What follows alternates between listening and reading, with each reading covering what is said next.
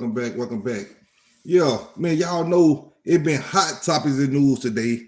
As y'all seen, he called him soft. I know y'all see it on the screen. If y'all ain't been in news today, y'all got to keep up with the latest news. Okay, we had to talk. I knew Rocket was back. I knew the album was dropping, but I ain't expect him to come. I'm talking about he came out swinging so hard, but I don't know whether Drake ready to duck the smoke or not because he came out swinging. If you've been anywhere near the internet in the last 24 hours, you know exactly what I'm talking about. ASAP Rocky, Harlem Finest, Jet did the press run on the Century. I'm talking about for his new album, Don't Be Dumb. And instead of just talking about beats, futures, he decided it was time to clear the air about Avery Graham. You know what I'm saying? That's just what he do. He didn't just sub him. He didn't drop it all. You know what I'm saying? Just the crazy lyrics about it.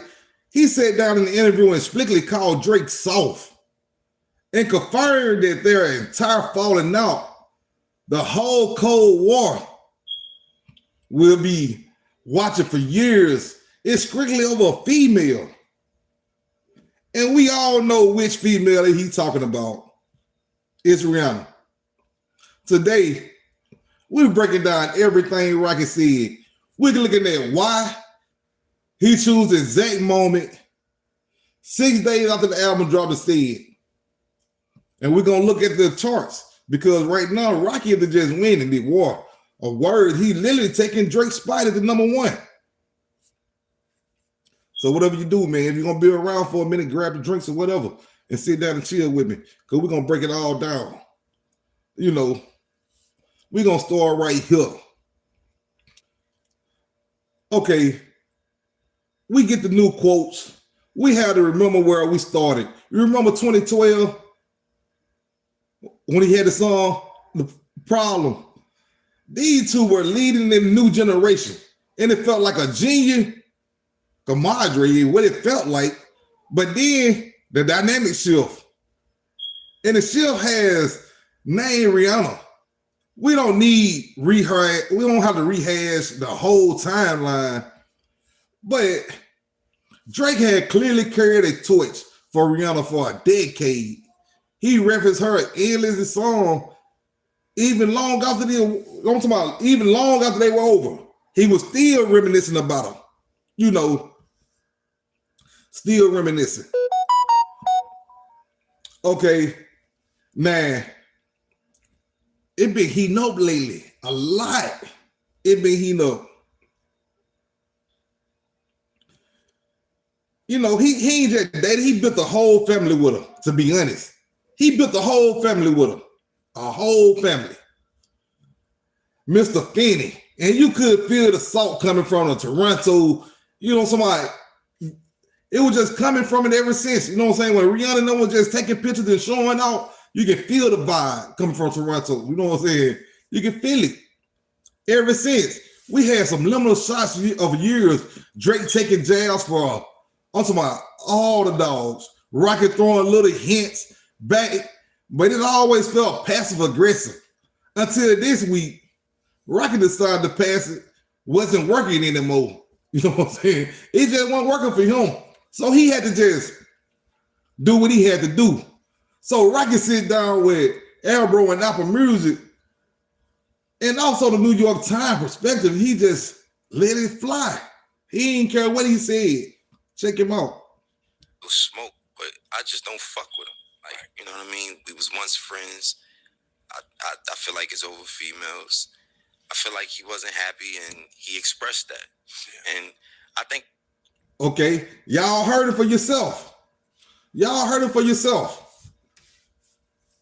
So when asked about the tension with Drake, Rocket said this.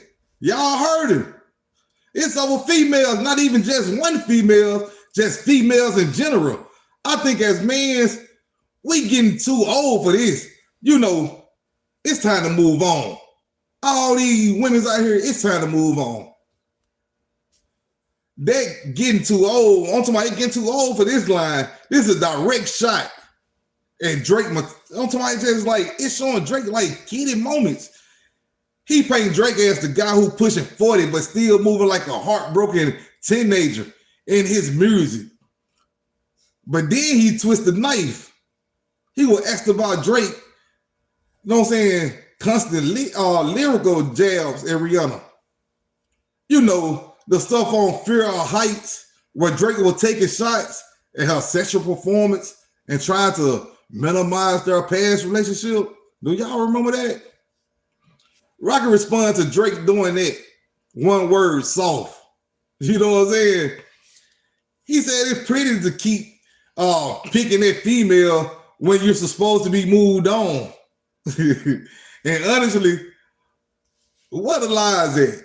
Let's just keep it 100. Where's the lies? Where's the lies? In hip hop, calling the grown man soft is really like a heavy insult.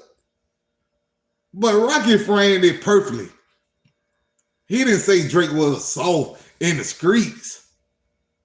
Or, you know, he explicitly said they beef like WWF wrestling. It's for the camera. There's no real physical danger. You know, it's just for show and tell. You know, we really can get out here in like a WWF match and just wrestle about it and we can see who to be the best winner. To be honest, he called himself emotionally soft. I was like, he called himself out being unable to handle rejection gracefully. But Drake, he look like he don't like handling me. You know, Rocky is saying, I won the prize. I had a girl. I had a family. You're still in the booth crying? You know what I'm saying? You still in the booth crying about it. And disrespecting the mother of my children. Just to feel better about yourself. Yeah, that's soft. That's soft. Okay.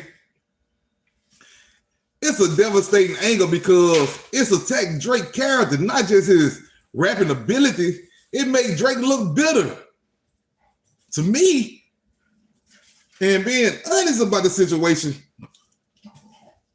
okay, and why Rocky's so comfortable right now because the numbers are backing them up, to be honest. The album Don't Be Dawn dropped January the 16th. We've been waiting 8 years for this thing. Look at the stats. In a single day, the album pulled over 47 million streams on Spotify globally. You heard it right. 47 million streams globally. 47.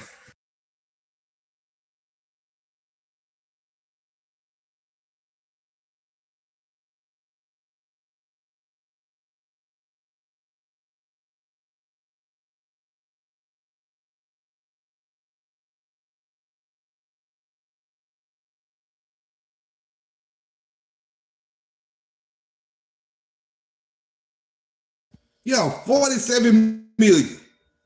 Screening on Spotify. And that was global. It's not just, I'm talking about 47 million. That ain't just no small handful of people. That's a lot of peoples. A lot of peoples.